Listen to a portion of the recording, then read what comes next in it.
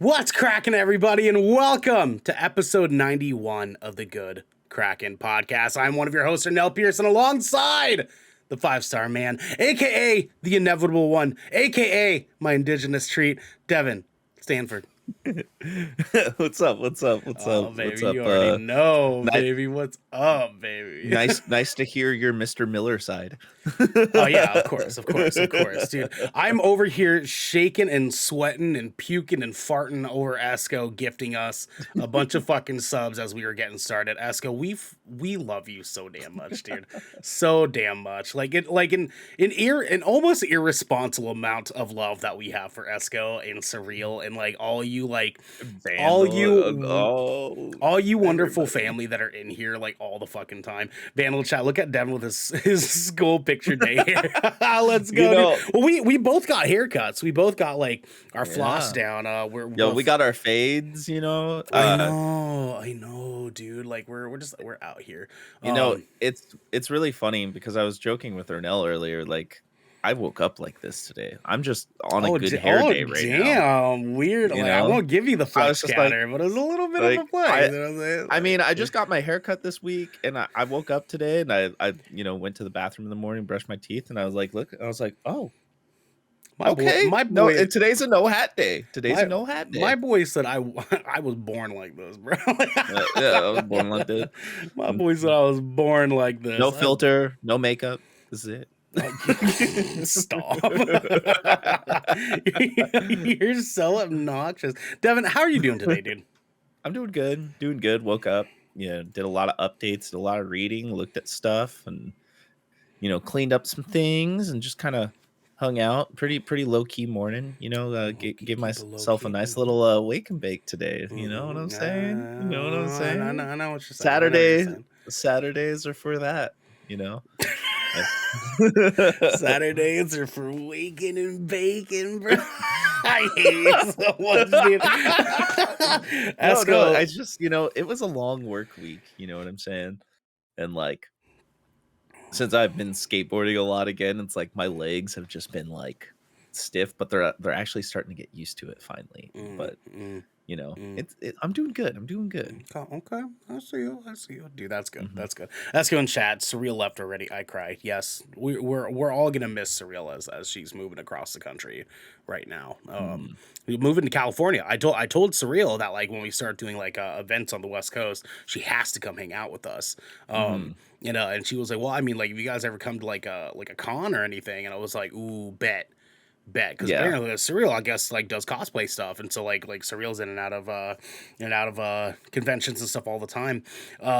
Josh and chat, all the Book of Boba tea, my fave. Leave it to Josh to come in here and say some whack ass shit off the jump.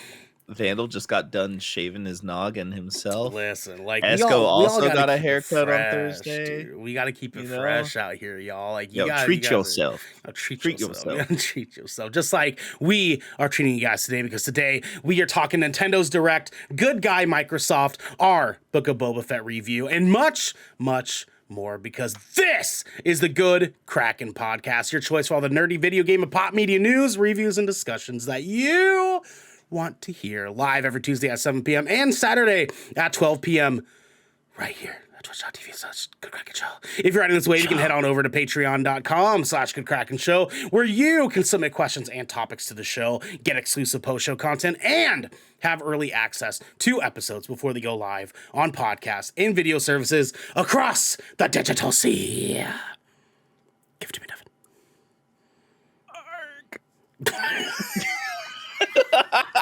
But if you've emptied your pockets for the latest and greatest in entertainment, that is totally fine. You can watch us record this show live right here at twitch.tv/Good Kraken Show. If you're watching live, you have a very important job. You can head on over to Fact Check in the official Good Kraken Discord channel, where you can keep us humble and correct when we screw up information during the show.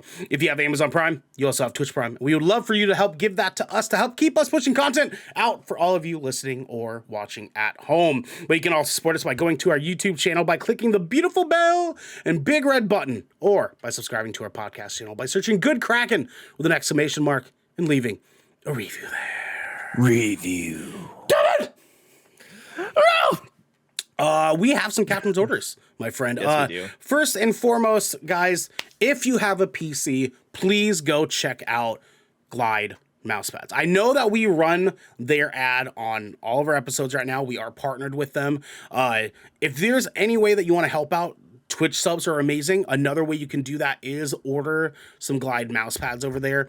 We get a percentage of all the sales commissions that come out from that, and we are directly putting that money towards us being able to get games for us to review, for us to be able to stream. So the more you guys support us on that end and on Twitch and through Patreon, the more that you help us breed more content out for all of you guys and roll some more of that stuff out. So the more support that we can, the easier things are for us to be able to get content out to all of you. Griff, thank you for that glide command. We love you, baby. We love you, baby. You guys are just loading up that glide command in chat. I love that for us. I love that for us.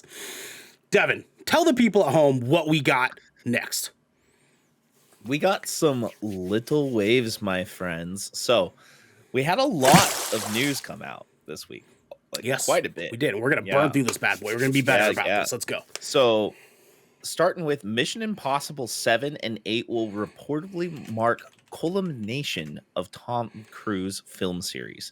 So, according to a report from Variety, an unnamed insider has indicated that the 7th and 8th Mission Impossible films will serve as a culmination of the entire film series and deliver a, quote, send-off for Cruise's Ethan Hunt character, who has been the face of the franchise since 1996, when the first installment of the spy thriller series hit theaters. So, yeah. As you know, like, I love me some Mission Impossible, baby. Yeah. Yeah. Do you think there's a good place for them to end off? Do you think there's a good spot for them to finally end this story? Absolutely. Don't get me wrong. I think the newest ones are some of the best ones, personally. God, they're so good, dude. Yeah. Dude, Fallout. Like, oh my God. Shotgun arms. Yeah. Let's go. Yeah. Chick. with mustache they had to fake out in fucking Justice League. Oh, yikes. Yeah. Oh, yikes. And Griffin chat, Mission Impossible has to end with a Tom Cruise sprint into the sunset. Mission Impossible is literally Tom Cruise running for an hour.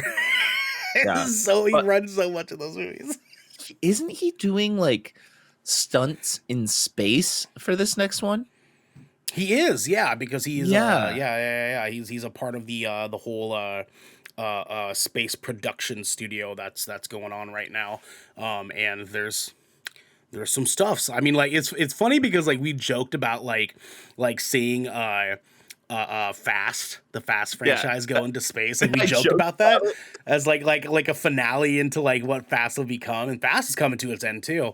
Imagine we're getting Mission Impossible in space next, dude. Like it's like every big franchise has to end in space. You know what I mean? Yeah. That's like even Endgame. Endgame, same thing. They had time in space, dude. Let's go. Like, I'm fucking here for it, dude. I'm so here for this. Space. It's a vastful place. You went to space, and where did that bring you? So right back to me. Yeah.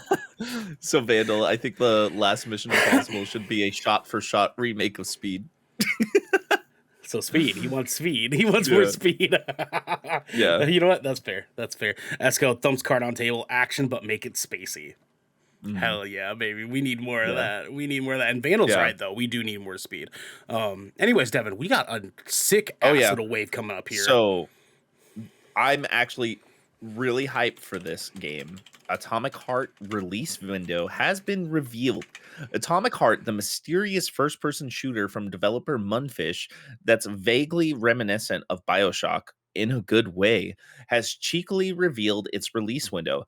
At the end of the new trailer, the release window is revealed to be some time in the final 4 months of 2022. The trailer reveals pound sign. You get it? It's all bleeped out. Yeah. But it says Burr at the end, so it just says bleep Burr 2022. Mm-hmm. So thus it's narrowing it down to either be September, October, November, or even December. And the reason why they probably did it like that, it's probably giving Munfish a little bit of wiggle room, so that way they don't have a hard release date right now. It's just, final quarter. So that way they're obviously still working on the game, which is a good thing. Smart move. Absolutely. I mean, take the time you need. They've been working on this game for 6 years at least, something like that. But whenever the game does drop, it will be available for PC, PlayStation 5, PS4, Xbox Series X and S, and Xbox One. So this is going to be a multi-platform game that will be generational. Do you know if this game's going to be multiplayer? I think this is going to be a single player experience. Because if this is a single player experience, I'm so excited to play this on my PS5, dude. I've seen some of the key art in this. Oh yeah, this is a Series X game, 100%. Yeah, for me. Dog, give me those good graphical goodies. Give me that. I'm gonna be playing that shit in 4K. Yeah, 4K 120. Let's go. Dude, what's up, Surreal? Welcome. Oh my God, Surreal! What are you doing in here? Yeah. We love you. Hi. You're supposed to be driving and stuff, aren't you? Unless you're needing entertainment during your drive. Then we got you, baby. Let's go. We got you, baby. We got you. On Atomic Heart, I'm big hype about this game. Fallout are some of my favorite games. Fallout actually goes in this. Fallout are some of my favorite games I've ever played. BioShock are some of my favorite games I've ever played. So it's BioShock. Let's go. It's definitely kind of looks like a little bit of a cross of that, doesn't it? With a little bit of the Wolfenstein touch as well.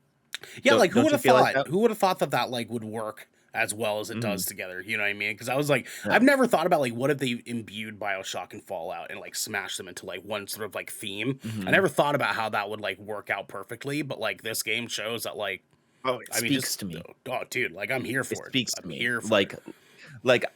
I'm if this does come out this year, especially in that final quarter, I 100% see this being a game of the year contender for me. I've watched a lot of gameplay of this already. That's fair. Yeah. That's fair. Another cool news: Futurama revival announced for Hulu with most of the original cast. So, producer David X. Cohen and creator Matt Groening have signed on to bring its beloved animated series centered around a space delivery crew in the year 3000 back on air. Original voice members include Billy West, Katie Sagal, Tress MacNeil, Maurice LaMarche, Lauren Tom, Phil Lamar, and David Herman are all set to reprise their roles.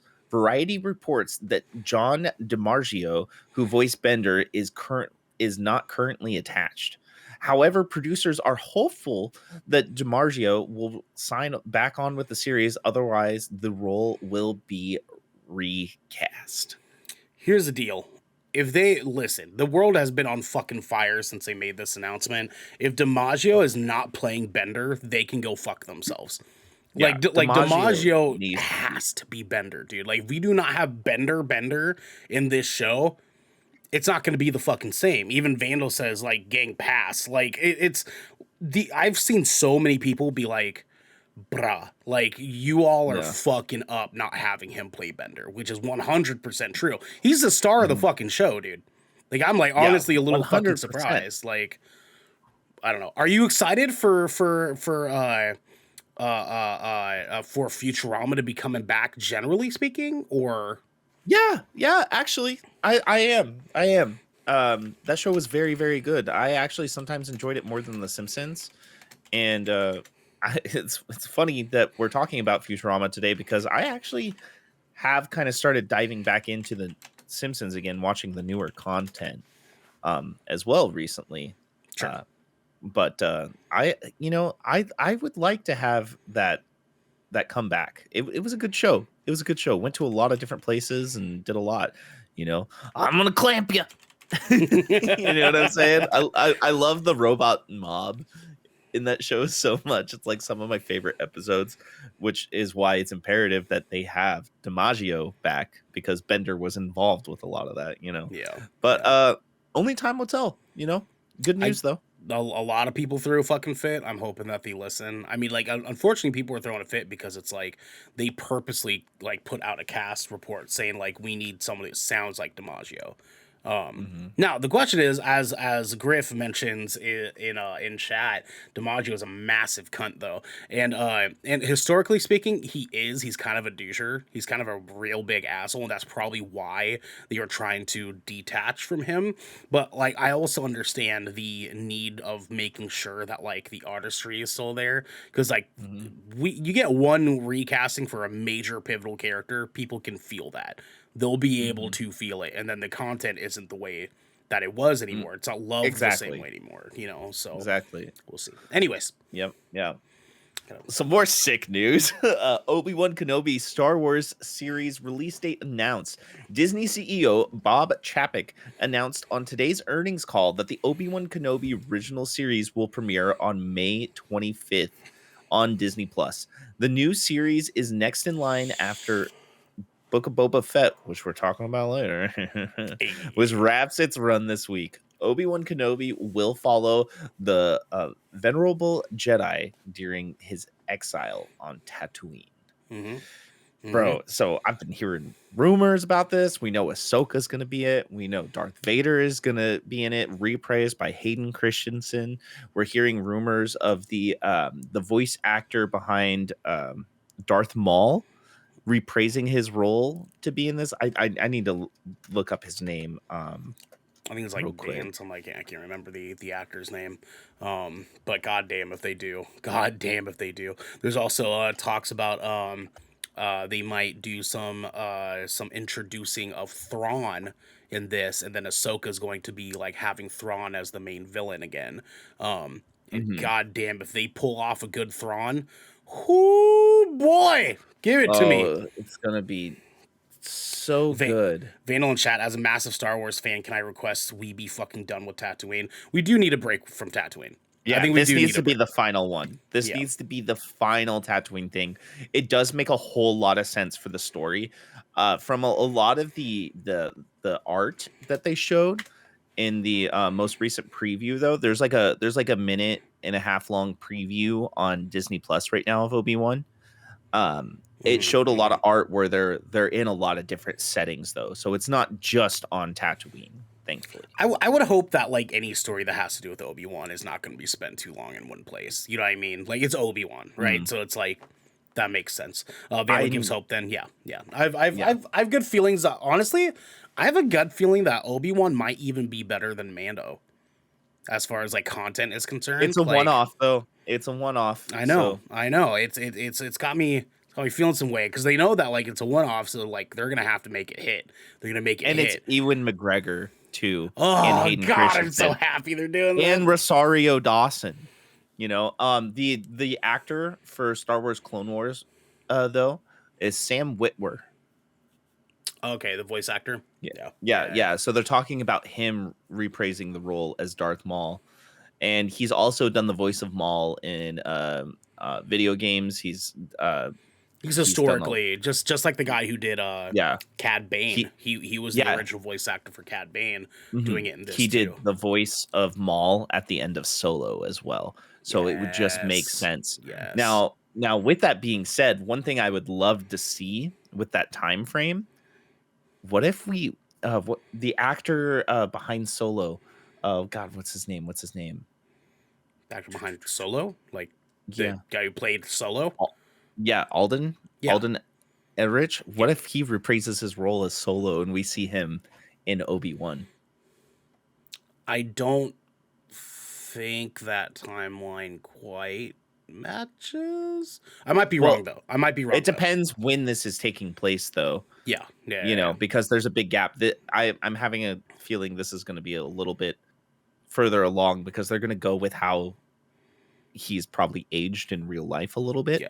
You know, because I mean, directly after. I mean, the story of Mandalorian and Boba Fett right now is sort of in between the original trilogy and, you know, like things that happen around there. So it's like, the prequel and the original trilogy. Yeah. No, it's not. It's after the original trilogy. It's based after Return of the Jedi. Yeah. Sorry. It's between original trilogy and the newest trilogy. That's what I meant. That's what I meant. So like the timeline could be a little bit weird, but like, because obviously Solo was not. Obi-Wan though is definitely pre original trilogy. I, It is, because Obi-Wan dies in A New Hope. I mean, does he? You know what I Yeah, mean? Darth Maul died too. correct. We saw how that went. Griff says, "Can we get a good actor instead?" I mean, like, I think if he had better direction, he would have the chops. I think he would have the chops. Sam Witwer can make me hostage respectfully. That's cool. I love you. I love you. Yeah, Dad. no, I mean, if it's gonna have Ahsoka, if it's gonna have Maul, if it's gonna have Darth Vader and Obi-Wan, it's gonna be before the original trilogy. Yeah, And I'm pretty sure it even says it in the synopsis that it is. I mean, it says during his exile.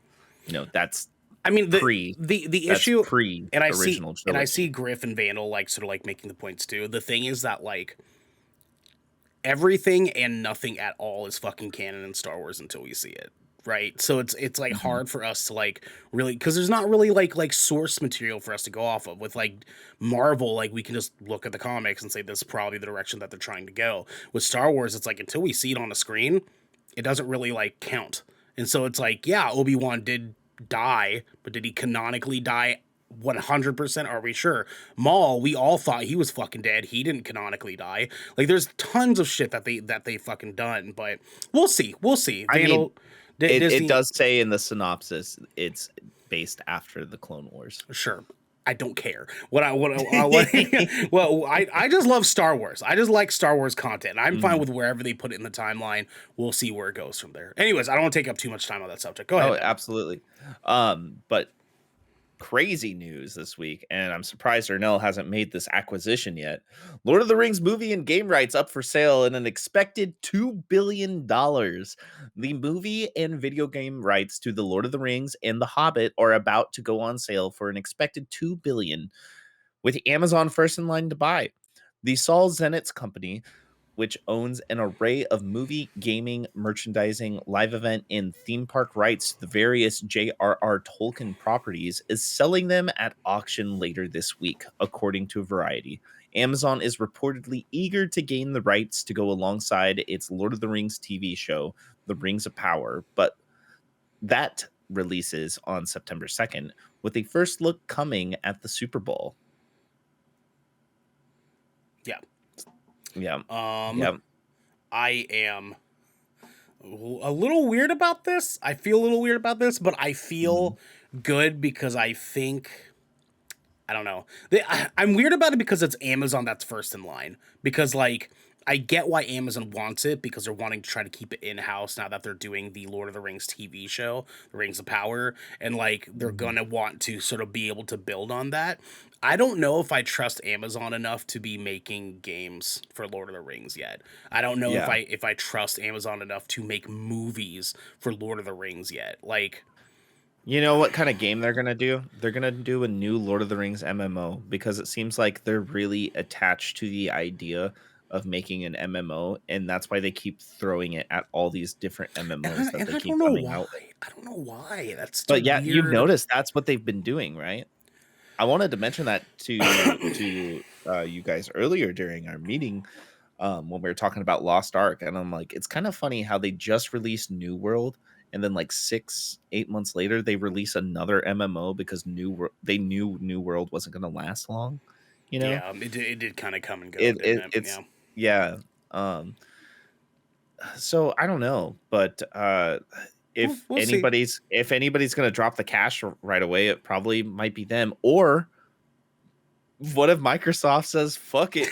They just swoop in, they just snatch that bitch, dude. They just went for a $70 billion acquisition. This company is worth 2.5 trillion. You know what I mean? So now Vandal and chat, Lord of the Rings games have always been dirt. That's a wild take, my dude, because Shadow of Mordor, Shadow of War, the original dungeon crawler like trilogy that they did based on the movies, the Third Age, like there's a lot of good Lord of the Rings content. There's just not as much good Lord of the Rings content as for video games as there was bad ones. I get where you're coming from, Vandal. The Third Age is probably. Oh, come on, Vandal. The Shadow games are so good, dude. Yeah. So amazing, especially Shadow of Mordor. Fantastic Yeah, game. dude, I loved them. But I loved the them. Third Age is probably the best one. It is a turn-based RPG, and it is a beautiful game, and it was one of the best games on PS2 ever. The Shadow games are just Creed ripoffs and broke canon. They kind of broke canon, but they still base it still like generally in it in like what happens in the Silmarillion. So it's like they didn't break that much canon. They just added more story to what the canon was originally. The OG Lord of the Rings games on PS2. That's what I was talking about. The original like Yeah, trilogy based on the the dungeon crawlers Return based of on the the movies. King. So fucking good. It was essentially Dynasty Warriors and Diablo put together. God, I fucking loved it, dude. It's so good. Griff also said earlier, I trust EA to make a game without loot boxes more than I trust Amazon Game Studio to make a non-shit game. But that is totally fair. That is totally fair. That is another thing that is totally possible because EA no longer has the Star Wars license officially anymore for games. I could see EA trying to put their their hand in the pocket and pick up Lord of the Rings, at least the game rights. Right. Right. I could see that 100% happening. Yeah. We'll see. Only time will tell. But speaking of time, Daredevil, Jessica Jones, and all other Marvel TV shows set to leave Netflix in March.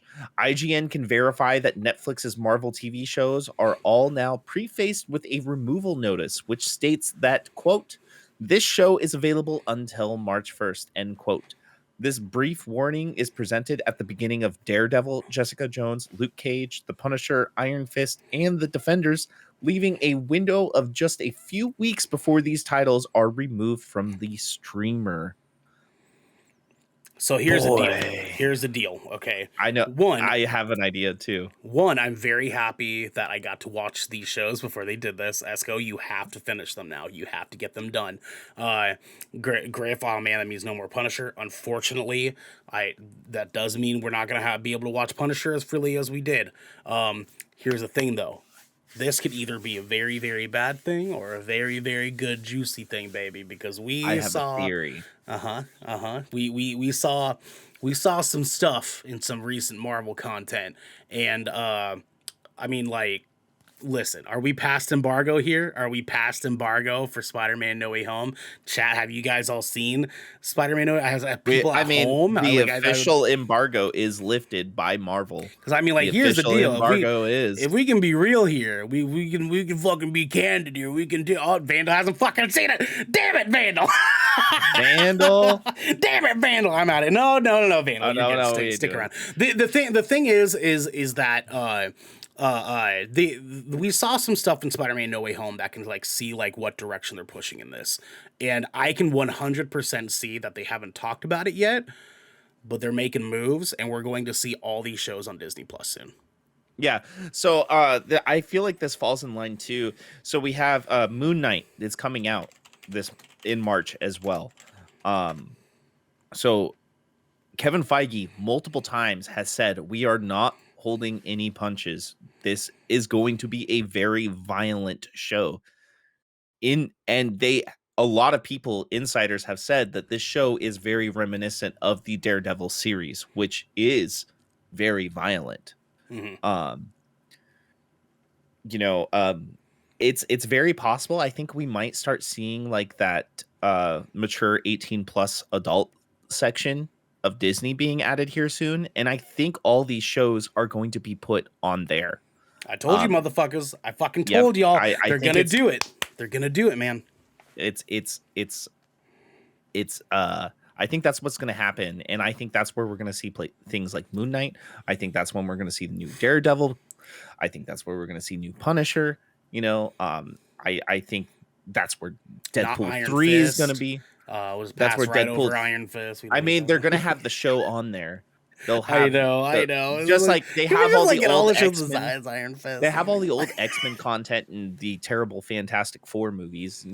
They have all that on there too. You know what? A part of me almost feels like I'd watch Iron Fist again before I watch the original. 100%. Movies. If any of the, I would watch Iron Fist over any of the Fantastic Four movies any day. Yeah, unfortunately, I wish it wasn't so. Because Because let's be real, like Iron Fist was bad. It wasn't that bad. I mean, like Jessica Hennick, like she was out here like doing the fucking thing. But I do want to say too, I would watch Iron Fist before I would watch Wonder Woman 1984 again too. 100%, 100%. I mean, there's some content out there that I would definitely. I mean, like I wouldn't watch Iron Fist before Army of the Dead because that's a good movie.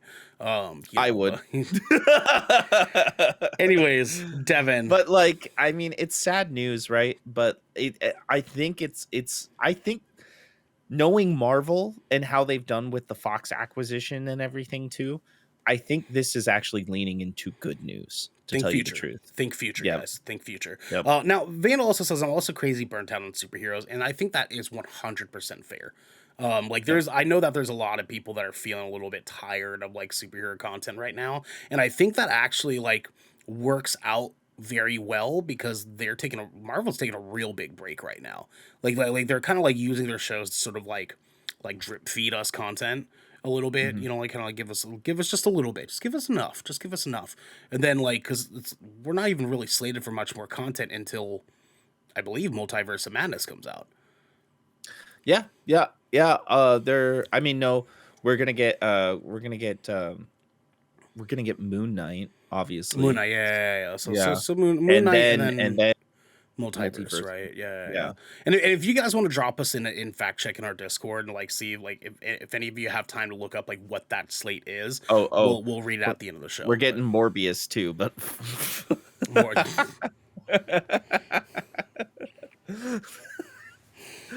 we don't talk about no. Moon Knight is not DC. Moon Knight is Marvel. It is a Disney Plus show. Yeah. What I think, God, there's a character in DC that's like Moon Knight. I forget his fucking name, but no, Moon Knight is Marvel. Moon Knight's Marvel, Griff. Anyways, guys, that was Little Waves, my friends. Next up, we are going to jump into the Helm. Oh, baby, let's fucking do it, guys. First up, we actually do not have a news article. First up, we are doing a Nintendo Direct rundown. Nintendo did another seasonal direct the other day, and goddamn was this direct popping the fuck off. Esco, I love the calls. Caw, caw, squawk, squawk, squawk. So I'm just going to read over all the announcements that they did for this latest Nintendo Direct. For you Nintendo fans out here, give you guys a summary. If you did not watch Nintendo Direct, we can lay you up on like what was popping off. Goddamn, there's some really exciting stuff here. For anyone that is not a big Nintendo fan, doesn't have a Switch like me, I am a Nintendo fan, but Switch has not been the top of my priority since I last sold mine. We don't need to talk about it. But I do need to get a new one because there's some stuff here. First off, you do. Oh, god damn it. First up, Xenoblade Chronicles 3 coming out September 2022. Mario Kart Deluxe to get 48 new tracks in paid DLC through 2023. Real quick, I hate to interrupt because we're so early in this list rundown. One thing I want to iterate on this, there was a lot of people that were upset that paid DLC is coming to a game that's been out for 8 years. Now they're adding 48 new tracks. That is 12 circuits. The game has 10 circuits in it. It's a whole ass new game, dude. It's a whole new game for $25. Yeah. How do you make Mario Kart better than Mario Kart 8 Deluxe? You can't. Yeah. And they know that. Vandal says in chat like anybody stopped playing. Period. Like people were still playing the 10 fucking. It's the highest selling Nintendo Switch game to date. To date, it was like 50 million copies. Dude, bonkers numbers from that game. Yeah. 100% you're correct. And when you said it to me too, I was kind of like, no, that makes sense. That totally makes sense. Anyways, next up, Fire Emblem Warriors 3 Hopes comes out June 24th, 2022. That will feature some characters from Three Houses Fire Emblem. So Mario Strikers Battle League comes out June 10th, 2022. This game looks so much fucking fun. Tim Geddes with that prediction too. By the way, he fucking knew it was time. I listened to his rundown before the direct, and he literally predicted like almost this whole direct. Like he was on it. Dude, But he's also a Nintendo nerd, he's so a big Nintendo nerd. He felt the shit's coming. I don't think he saw this one coming because next we had Chrono Cross, the Radical Dreamers edition, April 7th, 2022. Let's fucking go, baby! I spoke it into existence. I wanted Chrono Cross to make a comeback, and I fucking got it. If there's any reason I'm getting a Switch, it's this fucking game, Devin. It's this game. It's this game. It's Mario Party. It's Mario Party and Mario Kart 8. So then we can finally start doing our Mario Party streams. We're getting there, baby. We're getting there. Next up, Nintendo Switch Sports comes out on April 29th, 2022. Holy shit. They made a follow-up to Wii Sports. Are you fucking kidding me? I just want to play the bowling. Like, how fun would it for us to all do the bowling on stream? It'd be so much fucking fun. I'll get a bowling outfit if we do it, too. I'll get a whole ass bowling outfit. Let's go. No, let's get a custom GK bowling outfit. Okay, King. I see you. We'll talk. Triangle Strategy, March 4th, 2022. That is a brand new IP. Vandal, oh, please. Please do it. Yes. We will. Whoa. And I'll wear it. Actually going bowling, too. Oh my god, stop. Front Mission 1 Remake comes out in summer 2022, and then Front Mission 2 Remake will come out sometime soon after. Splatoon 3 Salmon Run Mode comes out summer 2022. I stuttered because I put an extra zero there, my bad. And that is the Salmon Run Mode from Splatoon 2. The future, guys. That's the future. Yeah, 22. Yeah. Metroid Dread free update is out now, and then Boss Rush mode is going to come out April of this year. Kirby and the Forgotten Land Mouthful mode will be coming in the game. They finally introduced that. Ernell living in 2022. 20,022. 20,022. Let's go. I am, AD. baby. Let's go.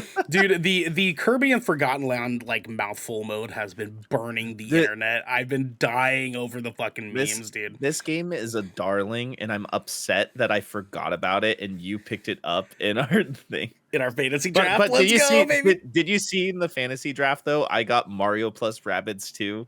You did. Yes, you definitely did. Yep. And there's some stuff here I might be putting in some bids for. But Advance Wars 1 and 2 Reboot Camp comes out April 8th, 2022. Actually, sorry, let me back up. I jumped across probably the biggest one. Earthbound and Earthbound Beginnings dropped day and date at Nintendo Direct. Holy shit, what a fucking move, dude. What a fucking move.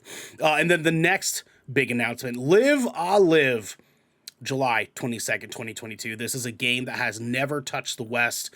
Finally here, finally getting ported to Switch. What a fucking time to be a gamer, baby. Let's fucking go. Portal 1 and 2 coming to Nintendo Switch this year. It did not give us an exact release date, but what a fucking move, too.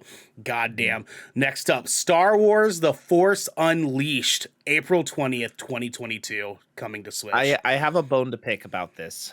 They just ported the Wii version of it. So it has all the Wii textures and everything, and it just looks like Play-Doh, and it's disappointing because we know the Switch could do so much more, and that version does not give that game any justice whatsoever. To be fair, I think that there's still a very large portion of the fan base that like still plays that game in the state that it ended in. So I don't think too many people will mind very much. It is a question of why didn't they invest into at least doing a remaster? Or like do like the quality of like Xbox 360 or something, you know, because the Switch is totally capable of that. Yeah. I mean, maybe it's because they're wanting to focus on the cloud side of things. Who knows? I know. Next, we have Disney Speedstorm. This is a Disney Pixar kart racing game coming in summer of this year. It actually looked good. It actually looks kind of fucking hype, dude. Like, yeah. Honestly. Next up, we have No Man's Sky coming summer 2022 to Nintendo Switch. Holy shit. That was a big surprise. Holy shit. Just for reference, did you see how that game looked? And Force Unleashed, just like as a reference, you know what I mean? I mean, No Man's Sky's a newer game though, so it's like I know, but like that's why I said it was disappointing that they ported the Wii version of Yeah, Force sure. Unleashed. Sure, You know, sure. Vandal says Garfield racing or bust. I need the spaghetti, is bro. that a thing? Is that a thing? No. Wait, it might be. If it is, put it in fact check, guys. Put in fact check Yeah. on Discord. Like, well, if it's actually real, I hope it's not. Part of me feels that like such a meme existence. Let's go. Next up. Oh, you motherfucker. You motherfucker. Put it in fact check. Put it in fact check while I read. Klonoa, Door to Phantom Isle, and Klonoa 2, Lunatea's Veil come out July 8th, 2022 to Nintendo Switch. Griff, if it isn't, I'll buy the rights to make a Garfield game. I love you, Griff. I love you. Taiko no Tatsujin Rhythm Festival comes out on Nintendo Switch in 2022. That's a very niche game. A little surprised how I don't know how they're pulling that off, but they're going to make it happen. Next, Cuphead, The Delicious Last Course finally gets a release date, June 30th, 2022. Devin, we got to play some Cuphead soon. Oh, I don't know, man. Dude, I think it'll be fun with you and I think it'll be fun with you I'm and gonna I. start playing Elden Ring soon. I can't play two games like that at the same time. To be fair, they are saying To be Elden Ring. fair. To be fair, they are saying that Elden Ring is supposed to be easier than other Soulsborne games. So They say that, but they said it's still going to be difficult in the same press release. I mean, like as a Soulsborne person myself, Devin, what I do have to tell you. Get good, scrub. Let's go. Anyways, Assassin's Creed, the Ezio Collection comes out February 17th, 2022. That is I actually next might do week. that. Dude, do I it. actually might do that because like I wanna know I what it probably looks like won't on play Switch. through it all the way. But just it's one of those things. It's like having it just so you can take it wherever you go, type of thing. You know what I mean? Right. And what a good game for that. You know what I mean? Yeah. What a good game for like handheld on the go stuff. Because I mean, like the Ezio Collection, all three of the Ezio games are very good. Like There's 4. It's, two, no, three. Brotherhood, and Yeah, sorry, I yeah, almost included another one. it's okay. Yeah. It's all good. All three of the Ezio games are very good at just like pick me up when you can pick me up. Sort of like thing, because that's how I sort of like played through them. I didn't burn through all three at once, but I did play them a little bit after they had all come out. And I could totally see that. Next up, Kingdom Hearts Integra Masterpiece on Cloud is now out. It came out the next day after the direct. More Kingdom Hearts. All right, I have a bone to pick with this. Sure. Why the fuck did they have to put a PS2 game in, in like stream it through the cloud to be able to play it on Switch? Like that should be a download or like a hard copy thing, like 100%. I don't know. To be honest with you, I really 100%. don't know. They like, dude, Nintendo is forever marching to the beat of their own drum. They don't give a fuck what we have to say. They've got their own shit going on in Nintendo land. You know what I mean? Like they're out here just doing the fucking thing and just doing whatever the fuck they want with it. Vandal out here hating everything I love lately. Devil's today. advocate again. Fuck Kingdom Hearts. Yeah. Listen, I'm like halfway in on that boat because it's like I loved the original Kingdom Hearts games, but what they've been doing with it since Kingdom Hearts 2 has been so weird to me. I played Kingdom Hearts 3 and I was actually disappointed with it because A lot of people were. No Final Fantasy characters. Yeah, a lot of people were real bummed out about 3, but we'll get into that another day. SD Gundam Battle Alliance comes out in 2022. That looked like a fun game. Getsu Fumaden Undying Moon is now out. That is a new IP. Actually looks super interesting. Then Lego Brawls comes out summer 2022. Demon Slayer Kimetsu no Yaiba The Hinokami Chronicles comes out June 10th, 2022. Say that 10 times fast. Goddamn, I cannot. 2 Point Campus, another new IP, May 17th, 2022. And Zombie Army 4, April 26th, 2022. Devin! Before we move on to the second story, which one of these are you most hype on? Ooh, probably Mario Kart getting 48 new tracks to tell you the truth. But like I definitely want to get Chrono Cross, the Radical Dreamers edition. I have some interest in Xenoblade Chronicles 3 and honestly, that's pretty much it to tell you the truth. It was a good direct, but those were the only that really like spoke to me. And Nintendo Switch Sports. Sure, sure, sure. Mhm. Yeah, I mean, like, I think Xenoblade Chronicles 3 is a hype ass one. I'm interested to see what they do with Fire Emblem Warriors 3 Hopes as a follow up to Three Houses. That game Mhm. got a lot of hype, a lot of love. It's gonna be cool to see like Mhm. what they do to follow up with that story. Obviously, my personal one, Chrono Cross, is my big sell here. Mhm.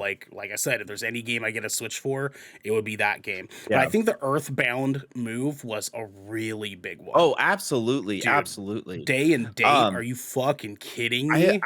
I have a question for you. What's up? With what's come out on Switch so far, what's been announced here, and what we know what's to come, do you have interest in getting a Switch again?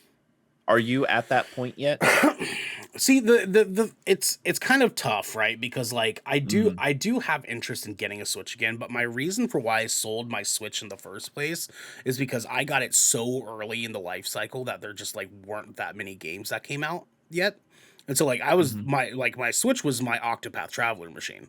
And that was Yeah. it. Like It's my RPG machine, I had no 100%. I had no interest in like any of the other games that were out at the time. So I beat Octopath Traveler. I was like, yep, that's good enough for me. And I sold it Mhm. because I just wasn't playing it. It was dust collecting for me. And then Animal Mhm. Crossing New Horizons came out, and I was like, fuck, I sold my Switch. So like, and so like that is another game that I had like very big interest to play on it. Chrono Cross, obviously. My thing is, I've like since the Nintendo. Uh, the Super Nintendo days, the SNES days, I've never really had a massive interest in Nintendo content. It's just not really my cup of tea. Mhm. And so, like, going into the Nintendo platform, it's just like, it's been hard for me because I'm not dedicated to any of the Nintendo IPs. I'm Mhm. not dedicated to any of them. You know what I Yeah. mean? So it's hard for me to justify buying a $300 $400 handheld console when there's really only a small handful of games that I actually feel like I need to play, and Mhm. that's very few and far between. The Chrono Cross thing is a need to play basis, and like Mhm. I said, like if that is my entryway into getting into some other games that I might be interested in, that's cool too. But right now, I'm still sort of 1 foot in, 1 foot out. What what about because I feel like it's been very lacking on other platforms, but the party games, specifically. I mean, for What us, about that? sure, like 100%. Like now Yeah. that we do what we do now, like I would be Mhm. interested in it for the party games. But realistically, if we didn't exist, if Good Kraken was not a thing, Mhm. zero interest. Like Okay, okay. I don't play video games like with people like that outside of Good Kraken Mhm. content. So it's Mhm. like, you know, I don't really have people I kick it with besides you babies. You know what I'm saying? Besides you Yeah, guys at you home that need to like just play some more video games with me and my peoples. I know. It's I would, but I don't like playing Daisy every day. I haven't been playing Daisy I know. either. I'm joking. I'm being a bitch. I'm being a bitch. Yeah. Don't take Uh-huh. that personally. Anyways, yeah, that was the Nintendo Direct. I think it was a lit ass announcement. Mhm. Think that was a really good Nintendo Direct, dude. Really good Nintendo Direct. I saw some people feel real weird about it. I don't know why, honestly, because this Nintendo Direct fucking popped off, dude. I'm real weird about people being weird about this one. Uh, yeah, because Vandal is part of you guys' DZ group right now. Yeah. We'll talk about it later. Anyways, Devin, hit the people with our second story, my dude, and we gotta burn through this baby real So fast. Microsoft confirms Activision Blizzard will release games on PlayStation beyond existing agreements. And this is coming from Joe Screbbles over at IGN. Microsoft has confirmed that Call of Duty and other popular Activision Blizzard titles will not just be released on PlayStation to honor existing contracts, but beyond the existing agreement and into the future. In a piece published to explain how the company will adapt to gain regulatory approval for its Activision Blizzard takeover, President Brad Smith addressed concerns that popular games would no longer be available on competing consoles. Quote, To be clear, Microsoft will continue to make Call of Duty and other popular Activision Blizzard titles available on PlayStation through the term of any existing agreement with Activision. And we have committed to Sony that we will also make them available on PlayStation beyond existing agreement and into the future so that Sony fans can continue to enjoy the games they love. End quote. Previous reports have indicated that the next 3 Call of Duty games would come to PlayStation, but not indicated what's beyond that. Smith added that Microsoft would be looking to assure the same for Activision Blizzard games on Nintendo consoles. Quote, we are also interested in taking similar steps to support Nintendo's successful platform. We believe that this is the right thing for the industry, for the gamers, and for the business. End quote. There are caveats here, of course. Smith does not commit to all the traditionally multi format Activision Blizzard games coming to PlayStation and Nintendo, nor does he commit to this agreement existing in perpetuity. This is perpetuity. Reading lots of words here. Love you too. This is to say nothing of brand new games developed with Activision Blizzard after the takeover takes place. Smith's post also announces changes and commitments for the Microsoft Store in line with showing regulators at the company is encouraging rather than stifling competition in the gaming and tech space.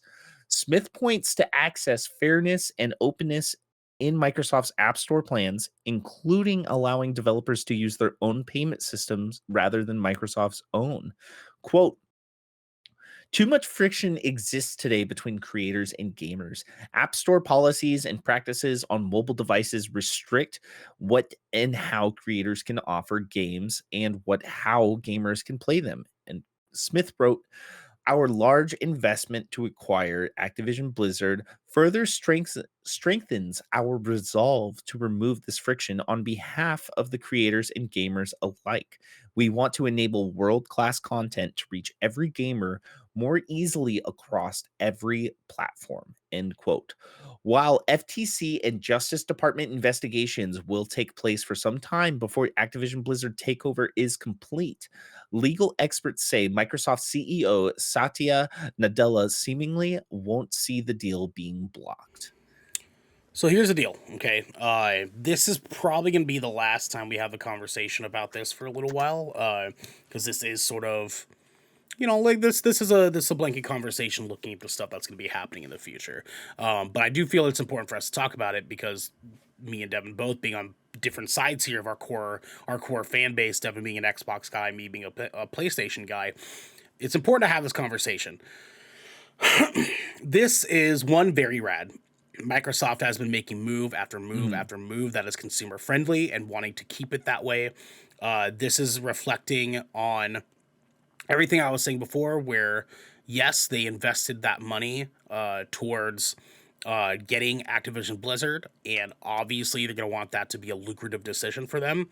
But when it comes to IPs like Call of Duty, they are not wanting to rattle that cage because people will burn Microsoft to the ground if they made Call of Duty an Xbox exclusive. And so I love decisions like this because it's showing that Microsoft's making moves towards being so consumer friendly and actually wanting a good gaming industry, a universal gaming industry, that gamers are just gamers and that's all that fucking matters. And me as a PlayStation guy, it's rad to see that because PlayStation has not been on that same boat. And it's cool to see, because like we talked about before, competition breeds innovation, and Microsoft making a move like this only makes PlayStation look like a dickhead. And eventually, PlayStation's going to have to get on that boat or they're not going to be selling consoles anymore. Yeah. Not the way they used to, at least. And I think this is, like you're saying, is definitely set the stage for that. I mean, we're kind of seeing that too with them letting Bungie keep their independence, like their publishing independence, and keeping Destiny multi-platform. I could see Bungie, especially after coming off of Microsoft years ago, coming off of Activision and doing this, I could see them actually butting heads with PlayStation if PlayStation tries to go, hey, make this only for PlayStation for this part or this segment or Yeah. stuff like that. Yeah. I could see them doing that now. And PlayStation seems very willing to keep all of that stuff multi-platform at Bungie's request. You know, it'd be really interesting to see where they go from there, especially how they've also been putting their games on PC and stuff. And we know some of the newer first-party games that they have coming out are going to drop on PC day and date too. So I think it's a matter of time. And I hate that this is such a long time frame, but I say in the next like 2 to 5 years, we might see that as the norm for Sony. I think 2 years is a fair bet. 2 to 3 years for me is kind of like where I fall into that.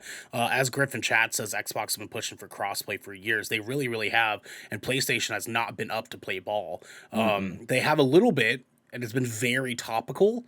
I think that because of how much of a demand there is for cross-play, cross-progression, cross-save, all of it, that PlayStation eventually has to bite the bullet. And, like, you can tell that they don't want to, but you can also tell that they have to.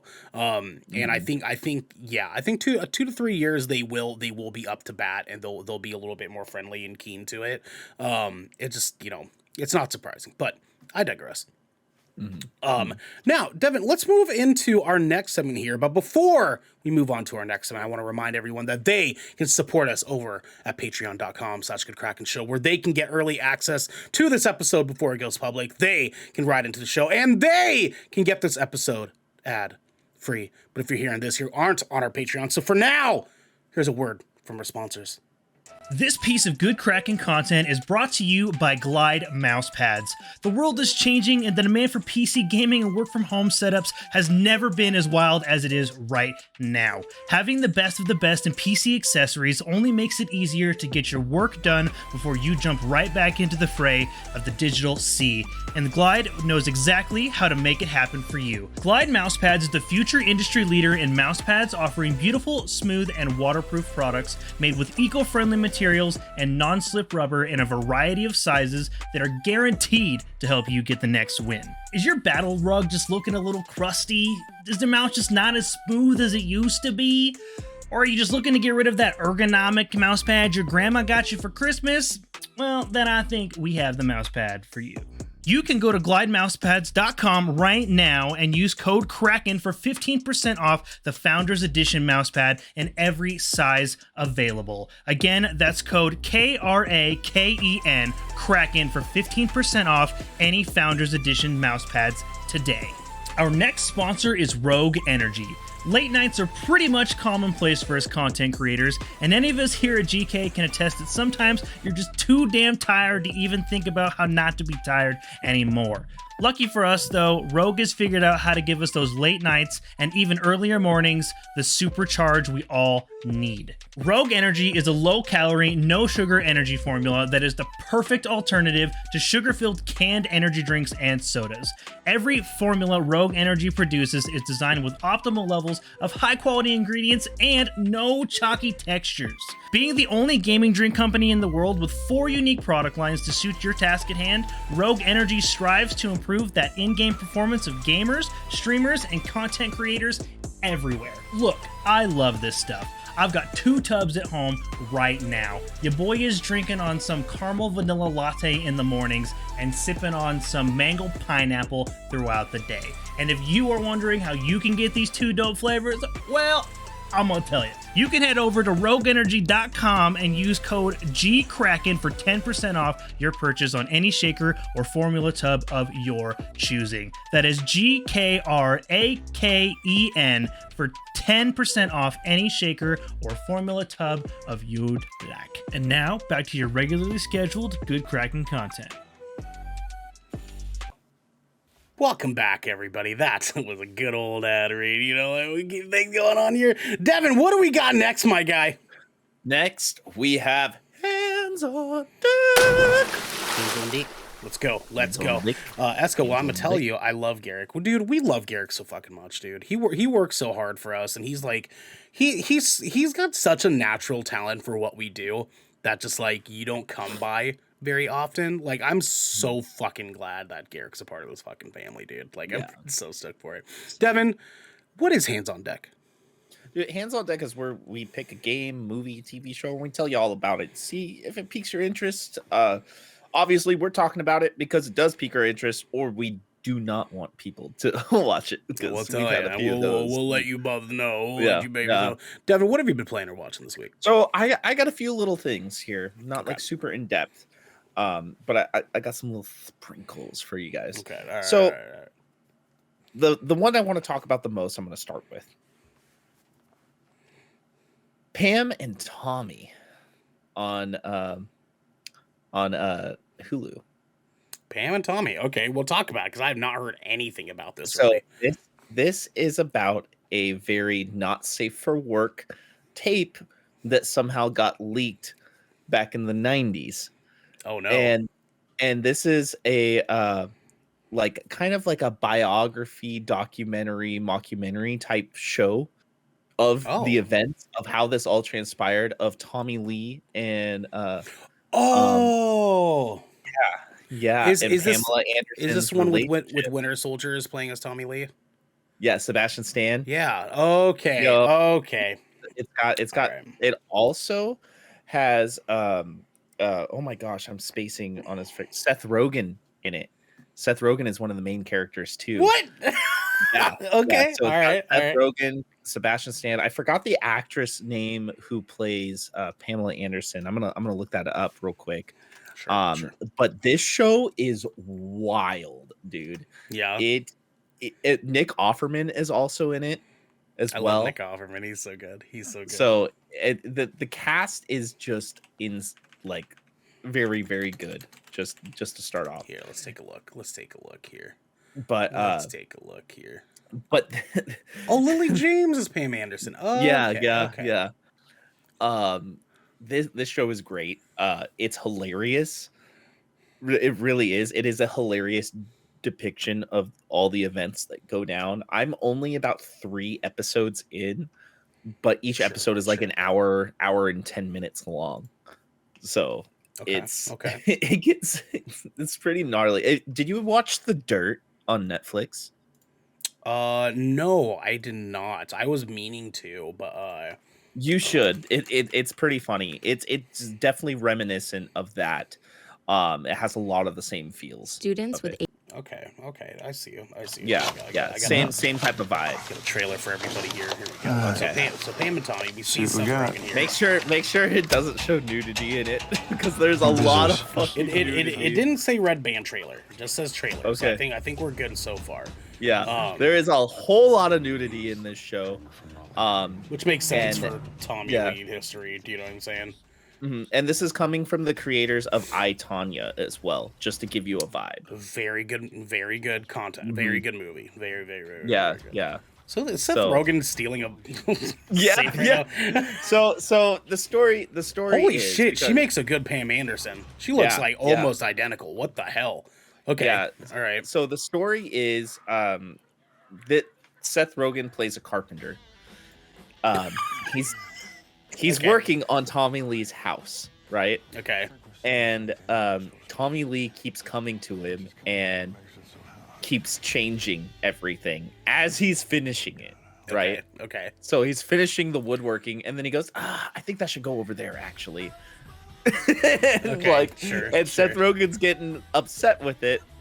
And so he starts talking back to Tommy like, dude, I don't think that's a good idea. It costs me a lot of money to do this, and a lot of time, and we're going to have to start over. So I need you to start paying me up front for these kind of decisions, right? Sure. And then Tommy's like, fuck you. You're fired.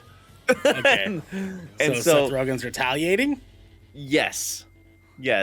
And that's about as much as I can say on it. Yeah, sure. But that's just very basic first episode type of shit. You know what I mean? Dude, and Sebastian Stan looks just real like close to fucking Tommy Lee, dude. And his acting is on point too. Everybody is. It's actually a very well done show. Like in review, like this is in the upper scale out of 1 out of 10 so far. Sure. Like it's very funny. It's very good. Everybody should definitely give it a try. But again, lots of nudity. Lots. Be wary. You will see a wiener. multiple times, just so you guys know. And even Vandal said she looks just fucking like her. And like dude, like Yeah. Sebastian Stan looks pretty fucking close to Tommy Lee as it is, but like Lily playing as Pam Anderson, that was like spot on. Like young Pam Anderson, holy shit. Like I was like, there was talk of Pam Anderson not approving the show. I have not seen any of that yet. I have seen a couple little things sort of talking about it, but I mean, that's honestly not really surprising either. Yeah. But it's, I mean, who knows, right? Like the history Yeah. of Tommy Lee and like Pam Anderson is like so like long-winded, you know, like who fucking knows, dude? Who fucking knows? Now, obviously, it's a mockumentary. It's gonna be a dramatized like version of the actual story of that. But like, Griff, the wiener is the real star of the show. Let's be real. Is it a hog like Tommy's? Says Vandal. Is Sebastian Stan hung like Tommy Lee is, bro? Like we gotta see it. I gotta see the wieners, dude. Yeah. I mean, Esco, I just asked. Watch the show. Esco, I just ask. I see it and feel bad, you know. Yeah, I mean, like that's, you know, it's you know, who knows? It's hard to say. Ang tamare morena que te pehea korua. Oh, give me Maori love. Let's go, baby. Dude, I love it. I love it. Oh, dude, this is good. I love it. Welcome in. Welcome to the family. Hello, how you doing? We love to have you here. We love to have new people. Hope you're having a good day. We hope you're having a good day, dude. Devin, what other little sprinkles you have real quick before we move on to little sprinkles? I finished the very first season of Ozark. I happened to do it right after doing a 3-hour long Last of Us Part 2 stream last night, and holy shit, guys, my violence and gore overload was stimulated between all of that. And Ozark is a fantastic show. I just want to say that right off the bat. First season, I have 3 more seasons to watch. I'm hooked in, but it is definitely one of those things I need to like only have little sprinkles of. You know what I mean? I can't really watch more than one episode at a time, especially with it being an hour long. It's just a lot because everything that's happening between like the drama and the family, the crazy situations, the amount of money that they're dealing with, it just, and everything that's happening around them just gives me anxiety. But goddamn, that show is so good. And good morning to you, my friend. Thank you so much for hanging out with us. I'm doing very well, actually, very, very well. Other little sprinkles is I mentioned it already, but Last of Us Part 2. Didn't play that game for a while because of Dying Light 2 and Final Fantasy 14, but holy shit, I'm like 8 hours into that game, roughly. You know, like right. I'd say about 7-8 hours in. Sure. It's up there in top 10 games of all time right now. It really is. Fantastic game. Of course. Fantastic. Of course. Yeah. Extremely cinematic. You know. I don't know if you watched it all, but every time that I was stealth killing, whether it be infected or stuff, I was just like, go to sleep. Yeah. No, I get it. The combat is actually really fun in Last of Us Part 2. Now that I've done a lot of it, it's definitely iterated off of the Last of Us Part 1, obviously, you know, but there have been like a lot of improvements in the way that the physics and the movement and everything works, and it makes it such a visceral experience for that game, you know, with it just not being hack slash shoot gun, you know, it's not like that. It has a very realistic vibe that you and I were talking about earlier. It's very like uncanny valley in that aspect, and it definitely when you're in those fights, especially with like other survivors and stuff, and obviously you have to survive because they're trying to kill you when they see you, you know, it can make you feel a type of way, you know. And I know this game has been out for a while, and I know like there's a lot of other people that have talked about that, but it's like to be graphic, just warning, you know, just in case, little trigger warning. Sure. I got into an altercation with other survivors in the game, and I was startled, so I did the first thing I do in almost any type of shooter. I switched to my shotgun right away, and then I just started blasting, right? And start bad blasting. joke. I gotta start blasting. And I shot a character's leg off, and it was so visceral because like they were literally like crawling across the ground and like obviously in agonizing pain and screaming, and you could hear the AI, like the other characters, they're like, oh fuck, they just shot Sarah. And then the other character was like, you fucking bitch, I'm going to kill you. They're like talking at you like that. Yeah. Dude. Off of your actions. And like I noticed it too with like throwing the glass bottles when I was trying to like I was thinking, oh, throw glass bottle, dumb AI gonna walk over to it, right? No, the AI was like, what the fuck? And I threw another one, and then they got scared, and then they ran outside and got up on the highest point and got the high ground, and were like looking through this courtyard with a sniper rifle looking for me. I just want to compliment the game on its AI and the physics and how the game moves and the way that it makes you feel.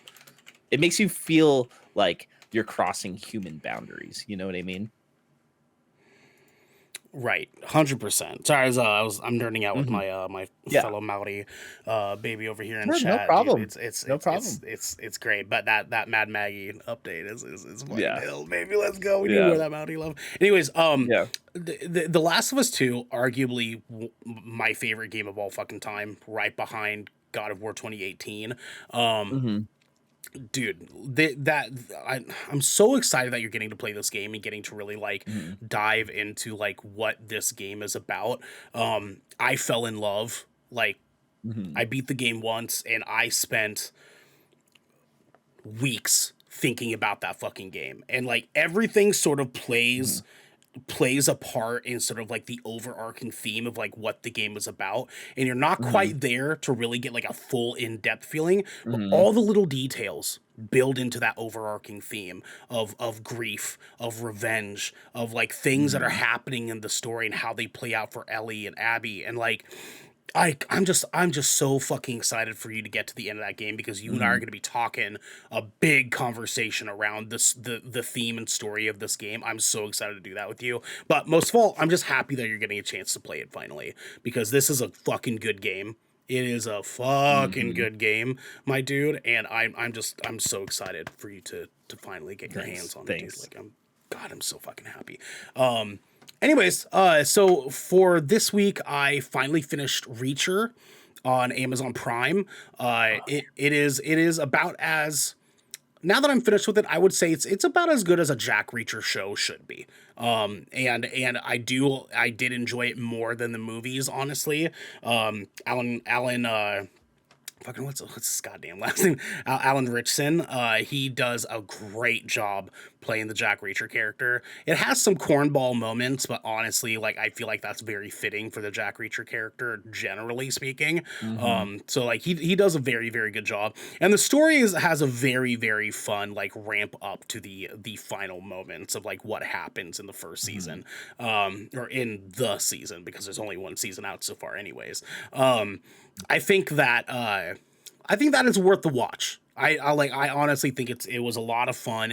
It was a roller coaster ride for a little bit. It's a very, very good whodunit mystery story, with a lot of action sort of sprinkled out in between. There was some camera work in it that felt very Dexter. And so it does feel like more of a show than a movie, and I wish they wouldn't have done that. But it is an Amazon Prime production, so it's like I'm also like not really surprised. But if you have Amazon Prime, I do highly recommend checking this. Which means you also have Twitch Prime. And we would love for you to give that to us to help keep us pushing content out to everyone listening or watching at home. Yeah. I did that without the script this time. Let's fucking go, baby. Let's go. Check out Reacher. Check out Reacher on Amazon Prime. I think that it's a worthy show. It is a worthy show. Griffin chat says Last of Us 2 is by far the best narrative game released since Last of Us 1. Thank you, Griff. I fucking love you, my Australian baby. Thank you so much. Jackson in chat, thanks for the gift sub Esco. Jackson, what's happening, Welcome, dude? Jackson. We love you. Thanks for coming and hanging out with us. And welcome in on the family. First time chat. We love you. Timare, we have Mad Maggie is amazing. They did an amazing job with the artwork. Maui Studios helped them. Oh, that's why. Fucking thank God, dude. Because like, listen, like they're like we talked about it with Kai Island Style before. There's some weirdness about Gibby, about Gibraltar and Apex Legends, and how the artwork on him is they sort of made into like a universal Polynesian theme where he's supposed to be Hawaiian, but he had skins and stuff that were very, very Maori. And so it's like now having a Maori like centered character, like someone who is Maori, like having her skins be the way that they are and having it fit perfectly. Mwah. Thank you, Apex. Thank you for getting consultation. Yeah, went down the right path with the consultation. Yes, 100%, dude. I'm so fucking happy for that. Anyways, my second thing I want to talk about, and last thing before we move on to our main headline thing here, I finally started Demon Slayer. I finally started Demon Slayer. Y'all, you finally talked me into it. I'm finally watching Demon Slayer. I'm sucked in. I'm about 8 episodes deep. I watched 9 episodes yesterday, I believe. Whoo, son. Like y'all weren't kidding. This is the animation in this. Yeah, it only took us like, 8 times about talking on like 10 different episodes. The part that you guys sold me on is when you said that like each episode's only like half an hour long, and I was like, I have time for that. I can fit that into my like my day to day. Jackson in chat, it's such a good show. Like honestly, like I'm not even that deep into the story, and I already am like, yeah, this is a good show. This is good content. Because like as far as like anime is concerned, this is pretty fucking top tier. That whole training segment is so good. Damn, son, like and when they put dude, all the trainees in the forest. Oh god, dude, like how they make all the demons sort of like, oh god, I could talk about this for days, and I'm not even finished with the show yet. I just wanted to bring this up mainly very quickly because like I'm thoroughly impressed. If there's any reason that I'm like sold on this show, Griff Hitmonkey is another must watch. Ooh, okay. It is good. I just really love the sibling relationship. It's so sweet. Yes, Jackson, you are 100% right. It's just like yes, like his relationship with his sister, it's very heartfelt. I can see like where that plays in, and they're kids, right? So like it makes it even more heartfelt. But the animation in this show is some of the best 2.5D animation ever. Like the way they handle it, like because they do the thing that they do in Attack on Titan. It's like the camera angles and the character art moves fluidly with the camera swings, and like their zoom ins and their wide pans, and like everything sort of plays together to make this like almost like 2D version of the League of Legends show we just watched. Arcane. It sort of makes this sort of like 2D version of like what Arcane was doing animated wise, and like I feel like that needs more appreciation because when animes started playing around with that sort of like 2.5D like artistry and animation style, that's when things really started hitting anime for me, where I was like, yo, like they're finally making those come ups, dude. Like God bless the animators, God bless the character artists, all of it, because all those things playing together have made this such a fucking sweet experience to me. I'm really excited to finish the show and get caught up. One of my favorite things too about Demon Slayer, like as speaking with like the art style, and Jackson actually just touched on this, is like when they use their breathing techniques, and like it's a mix of different art styles where it's very traditional Japanese. Yeah, like surrounded by like watercolor painted sort of styles. Yeah. Oh, dude. Same with like fire and other techniques. Or I haven't seen other ones yet. I did see in the intro video. Yeah, it is to come. You know it's there. Sure. Yeah, because there's a lot of stuff too. A lot. In the intro video, they show the dude with like lightning. And I kind of assumed that they would start treading like elemental waters, right? Yeah. So I've only ran into him once, and that was like during the forest. Yeah, I've only ran into him once so far. So we'll see. Jackson, the water effect is super cool looking. I like the style jumping that's been going on lately. Oh, dude, I cannot wait. Yeah. I cannot Now, wait to now go further. I need you to make a promise, and I'm Okay. asking you this on stream because it's important. And Accountability. I want other You people guys to at hold. home. Guys at home are Yeah. gonna keep me accountable here. Yeah. Okay, so what's up? What's up? So since you're watching Demon Slayer and it's not a super long watch, after this, you need to get caught up on Attack on Titan. 100%. I will. 100%. Okay, I will. cool. Because cool. I I want to talk about it with you. Because I watched the first season of Attack on Titan. I just haven't touched it since then. It is it has me sold already. It just because I fell behind, I just I needed to get the time to be able to push into it. And now because Attack on Titan episodes are what, 45 minutes? No, they're like Same 20 amount to of time? 30 Okay, minutes. yeah, sure. And now I have the time now because we're starting to kind of come up to a little bit of a dead period, and all of our content spread out between me, you, and Garrick for playing the games. Vandal took you long enough. Yeah, no, I trust you. I know. We're talking about Demon Slayer here, Vandal. I'm sorry. Yeah, no, it's a good. No, it's true. But yeah, no, I will get on to Attack on Titan after this because those are the two animes I see most people buttering their bread about. So, anyways, it's worth it. It's worth it. It's well deserved. Well deserved. Absolutely. I digress though. Devin, what is next up? The Gallows. Let's go, ladies, gents, thents, and thadies. Today we are talking the book of Boba Fett and our review of it. It is going to be a spoiler-free review, so you guys do not have to worry. We're not going to be giving any deep details if you have not finished watching the show yet. We will just be talking generally what we thought about the show, things that it did well, things that it did not do well, and we will talk some topical stuff as far as things that happen very, very lightly. But we are getting good at this, so we will give you a spoiler-free review. So first and foremost, let me pull up some information here because I feel like this is important for us to get a grasp on. Boba Fett. I usually do this for our review stuff, but I totally fucking spaced it this time. So, let's see here. Okay, Book of Boba Fett is created by Jon Favreau. It is directed by a very many directors. They have a good handful. We have executive producers, Jon Favreau, Dave Filoni, Robert Rodriguez, Kathleen Kennedy, and Colin Wilson. We have original release date, December 29th, 2021. No budget rundown on it yet. They have not given us a complete budget quite yet, but there is lots of information on the show that has rolled out so far. In the meantime, Devin, what were your top level thoughts of Book of Boba Fett? So I enjoyed the show overall. I do like how they showed a lot of background finally for Boba Fett that wasn't just in Clone Wars when he was more of a child in Rebels and stuff like that. It was a nice dive because it was kind of everything we wanted to see, for the events that happened after Return of the Jedi. And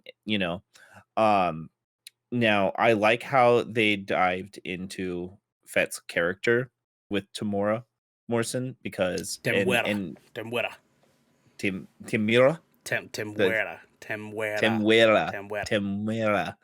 There we go. Got to get it right. I really like how they dived into him specifically, and like you were telling me, and we were talking about is how they played into his culture, Maori, and it was a great integration. They did such a good job on that, dude. Yeah, they did a great job with that. The lots of Tatooine. Sorry, Vandal. Lots and lots of Tatooine. Tatooine. Goddamn. They're like, obviously there's a lot of posters out that have characters who are involved in the show. I won't say all their names, of course, but after I'd say the first was it 4 episodes where it was definitely focused on Boba Fett and Fennec, the show kind of starts to feel like Mandalorian season 2.5 than more of a Book of Boba Fett show. It was, granted, I loved the episodes. I thought it was kind of weird, a little bit, Yeah. You know, but they definitely are setting the tone for something big to happen because of it, which I really, really like that part, because there's so many theories that we've gathered off of this with all of the little events that took place in this, like, and Sure. Sure. if you want to talk about that, we got, and you've seen it, we got a spoiler section in our Discord where we've been throwing theories out. There's Yeah. quite a few people who are all about it. Just make sure that if you join our Discord that you guys mute our spoiler channel, because we don't want to spoil things for you guys. We purposely are trying to make moves to keep us from having spoiler segments, because we are vehemently opposed for ruining content for you guys at home.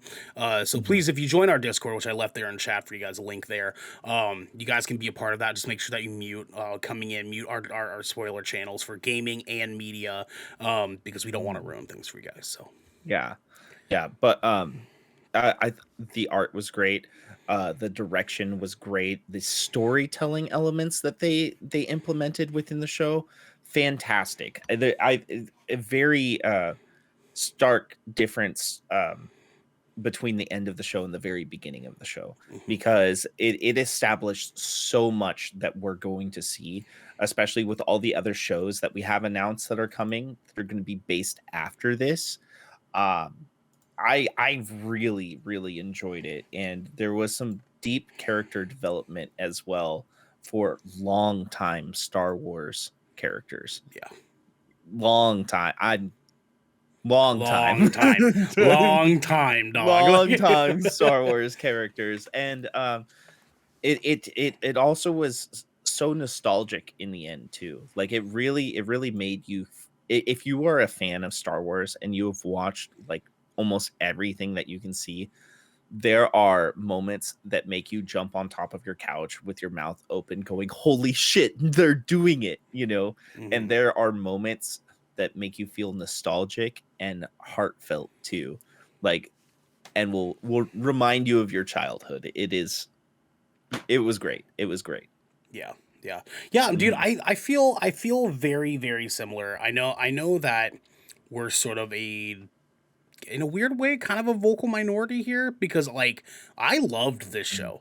I loved it. Like I get that, like, it could have been more. There's more that they could have done. And I know that there's a lot of people that are disappointed that they didn't go in that direction, but I loved it front to back. Like Vandal in chat says, I watched the god awful first episode, haven't gotten back to it, but I'm aware it gets better.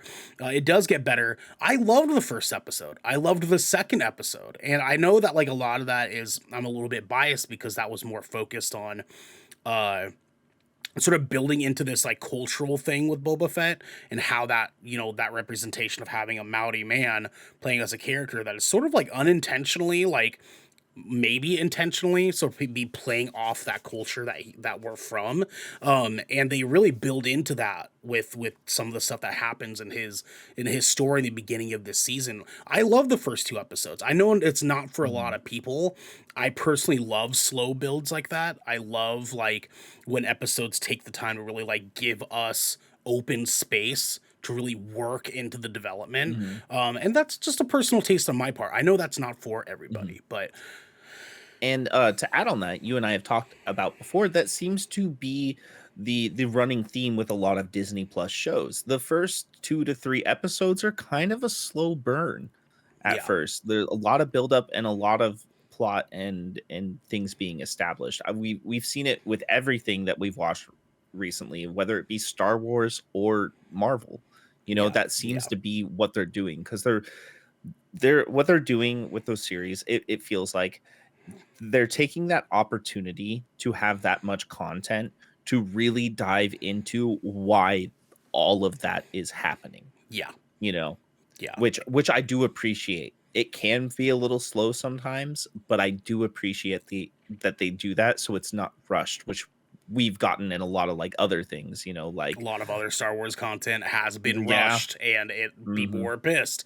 Like exactly. I couldn't have said it better. Like they do us justice. Star Wars is at its best when it's actually taking its time to give us stories that people will actually care about. Which begs the question of, some other things that happened during the season that some people weren't very happy about. And I get it. And I get that there's some stuff that Go happened. Power Rangers. Sure. We can get into that too in like post show or whatever. But like there's obviously there is some stuff that people weren't very happy about. I genuinely enjoyed this season of the show. I don't know. I don't think we have confirmation for season 2 yet. I don't think they're fact check in our Discord, guys. If any of you know if they're confirmed on that, drop it in our Discord. There's just so many good things that came from this show. Like we got great action set pieces, we got great dialogue between characters, we got an explanation for why Boba Fett and Fennec are together. We got some tied up loose ends from Mandalorian's show. You know, like we got a few like tied up loose ends from things like Rebels and Clone Wars, you know, even like there's Return of the Jedi and Return of the Jedi. biggest Like one. They use the show to sort of like tie up a lot of threads that they sort of just like left open ended, and that is both a great thing and a fucking awful thing. You know, and they use fan service to kind of do it, and I'm okay with that. I know Star Wars fans are very weird about fan service because, like we talked about before, no one hates Star Wars more than fucking Star Wars fans, my guy. And and one of the funniest fucking thoughts I had was like seeing Star Wars fans be like, "Oh, fan service," and I'm like, you guys got listen, Star Wars fans, okay? Because I don't take that trend. I enjoy Star Wars. I'm not a diehard Star Wars fan. I watch all the content. I consume it enough. I consume a little bit of the backstory, like things, you know, to like get a general idea. But I'm not a diehard Star Wars fan. Star Wars fans, you guys got to stop calling fan service just because a Star Wars character shows up in Star Wars content. I'm sorry. Yeah. It's not fan service when it's still in the same fucking general universe. Like, we could call all day fan service just because they're finally giving us a Moon Knight show in Marvel. Like, it's not the same fucking thing, okay? Like, you guys gotta just chill. Let's just fucking chill for a minute, okay? Star Wars is great. We love Star Wars. Let's just love Star Wars even more. You know what I'm saying? Like, Boba Fett was arguably not the best piece of fucking like Star Wars content ever. There is one episode that if you have not watched the show, guys, Van, I'm looking at you. Some other people I've seen like have mentioned that they haven't finished yet. There's one episode that is arguably some of the best piece of Star Wars content we have gotten since Rogue One. Episode 6 of this show is outstanding. Out fucking standing Star Wars content. And if you're doing yourself an injustice not watching at least that episode. They do so many good things in that episode. The back half of this series is some of the best Star Wars content. Whether it be fan service or not. It just sets up so much for what's to come, and especially the finale is actually really fun too. It is a very fun episode. Yeah. Episode 5 is like, whoa, okay, you know what I mean? That was episode 5, and I do enjoy the rest, but god damn, that last half, so good. Dude, so good. They really do the first half of the show justice by making up for like how wild the second half is. And you know what? Like if they would have kept coming to continuing with like the vibe of the first half, I wouldn't necessarily have like disliked it. I would have dumbed it down to, I was like, sure, the show's fine, you know, because it's like then it's kind of like being safe, and when shows are taking the safe route. When content's taking the safe route, we get the last trilogy of Star Wars. Yeah. When they start doing safe things like giving us a character arc with a stormtrooper to potentially be a Jedi, and then taking that away and then pissing us all off because they fucking did that. Because I did it. He was supposed to be a Jedi. He was supposed to be a goddamn Jedi. He was supposed to be a goddamn Jedi. Yeah. All I want to say, Vandal, is there may be some things you dislike in the first episodes. I can kind of already sense that vibe. The first two are gonna have some weariness. Unless you're into that shit, it's gonna be tough. But stick it out. Yeah, stick it out, please. And And one thing I want to say too, this show is called Book of Boba Fett. Yeah. It does have Boba Fett in it a lot. There's some memes that circulated. We don't have to get into that because we're doing this spoiler free. Sure. But don't think of it as a Boba Fett show. Think of it as a Star Wars show, please, because this show does a lot for everything else that's coming and that we have gotten in the past. Yes. So very much so. That's the best piece of advice I could give. And I promise you, at the end, the baddest dude in the universe is still the baddest dude and the baddest merc in the game. I can promise you that. Yeah, he is. I mean, like, in their justification here to defend them for the first couple of episodes, when Vandal talking about, I think my biggest issue was he played the baddest merc in the game like a bitch 4 times.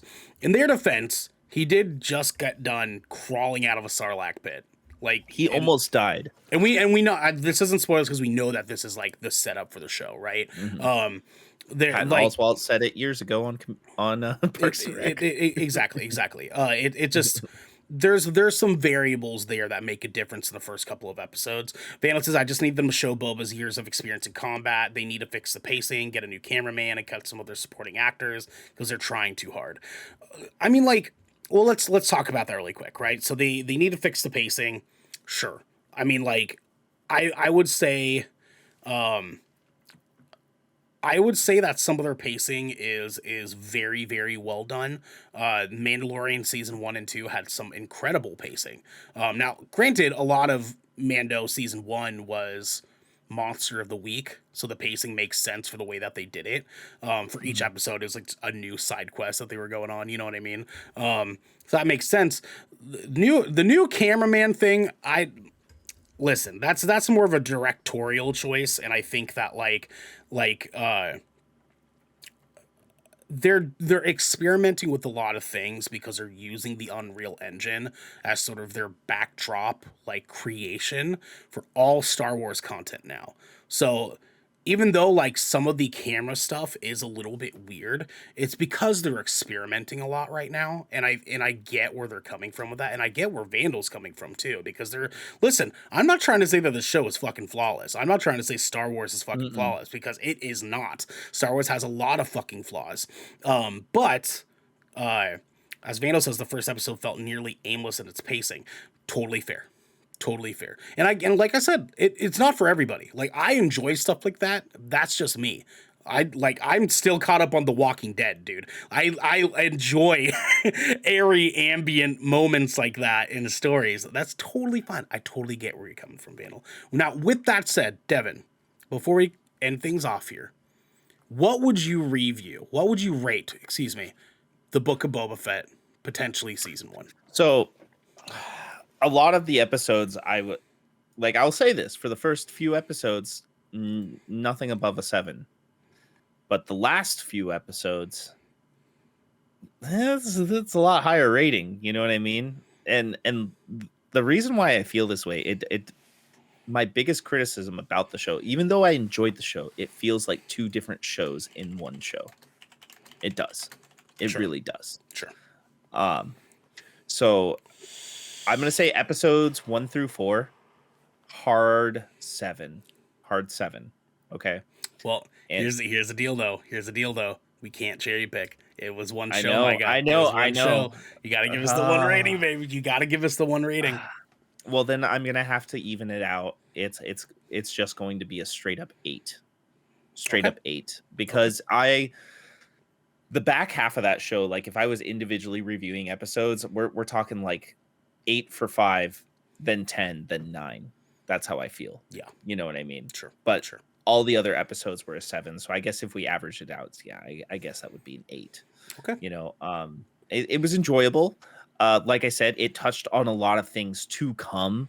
And you can really actually see like what they want to do with Star Wars now. Yeah. And I am completely there if Star Wars, if they were to make Star Wars just a series franchise now, like where they were just doing series, I would be totally okay with that, because there is nothing really sci-fi related out there that touches the way that this does.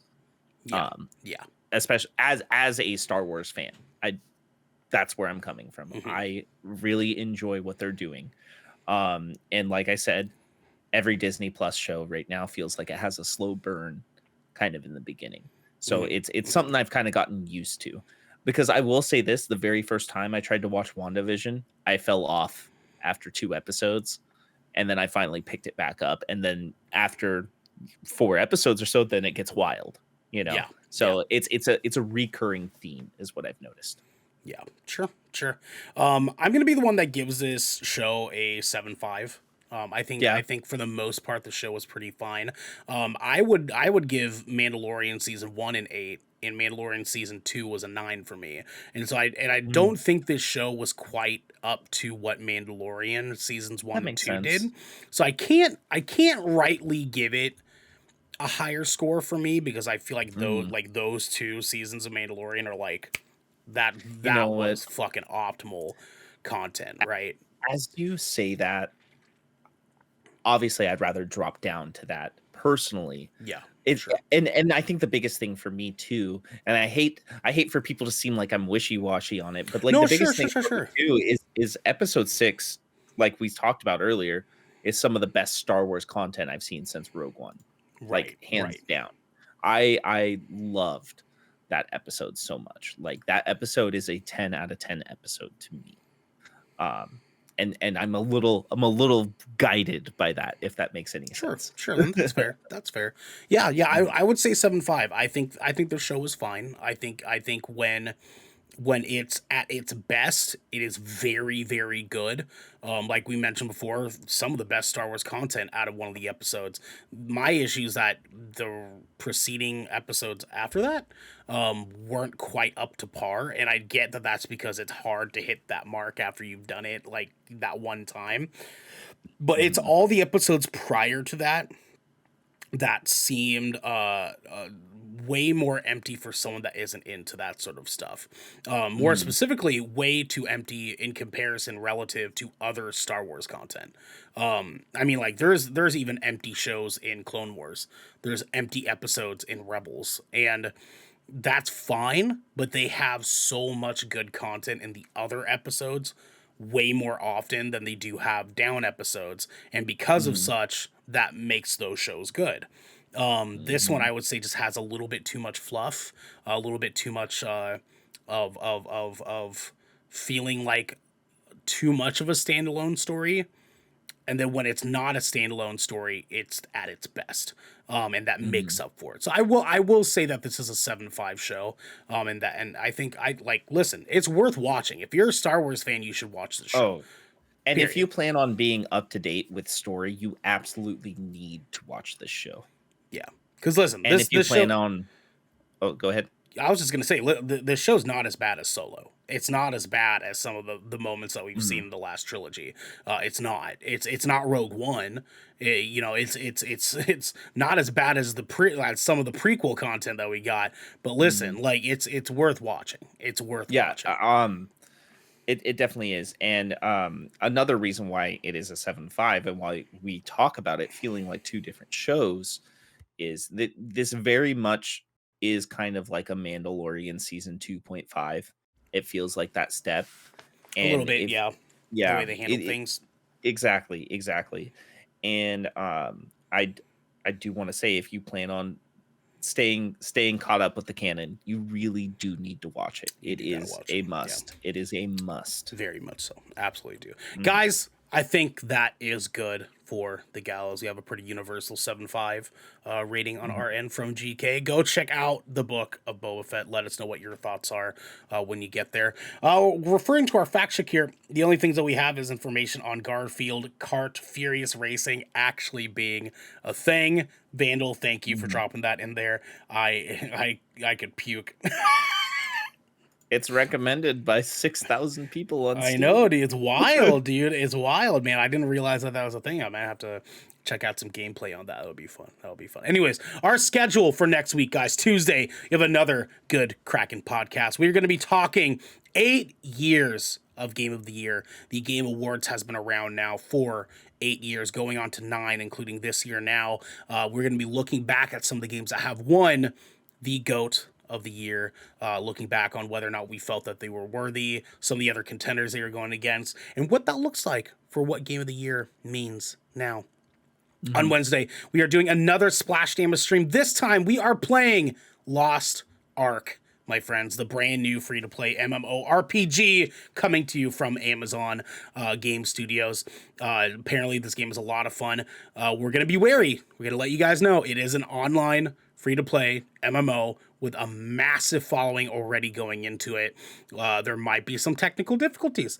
We don't know. You know what I mean? Like, we'll find out. We will go through that journey together with you guys. On Thursday, we got another Shipwreck Show live recording. If you want to be a part of that, Devin, hit them with that link in chat. You need to join our Patreon. That is patreon.com/Good Kraken Show, where you will get a link in there upon your subscription. Every Thursday, we drop a link in there for you to come and watch our live YouTube recording in there that is privatized for our patrons only. If you want to be a part of that, come in, hang out with us, join our Patreon, be one of our patrons over there, and you can get access to that. Friday, we have another Ocean Shrine story time. This time, I will be playing Horizon Forbidden West. Oh, let's go on the tails of me finishing Zero Dawn. Boy, let's fucking do it. I'm so excited to get my hands on this game. It's pre-ordered. It's ready to go. I'm fucking here for it. I'm ready to play this goddamn story. I fell in love with Horizon Zero Dawn. I'm only going to fall in love with this game too. Oh, I'm so excited. And then next Saturday, something we are arguably maybe not quite as excited about. We will have another Good Kraken podcast, and this time we will be reviewing Uncharted.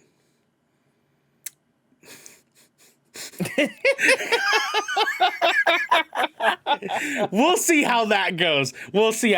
Guys, please let us know how you felt about the book of Boba Fett. Let us know in the comments below. Let us know on Twitter. Let us know on Discord. We want to hear from you. We want to hear your thoughts. Vandal, finish up Book of Boba Fett. Come back. Let us know. We want to hear your thoughts. We want to hear what you guys have to say about it. In the meantime, y'all, this has been the Good Kraken Podcast, your choice for all the nerdy video game and pop media news, reviews, and discussions that you wanted to hear live every Tuesday at 7 p.m. and Saturday at 12 p.m. right here at twitch.tv/Good Kraken Show. If you enjoyed the show, you can head on over to patreon.com/Good Kraken Show, where you can get early access to episodes before they go live on podcasts and video services across the digital sea. Give it to me, Devin. Yarg. You can also support us by going to our YouTube channel, by clicking that beautiful bell and big red button, or by subscribing to our podcast channel by searching Good Kraken with an exclamation mark and leaving a review there. We have a post show to go record, but until next time, my friends, be good to each other.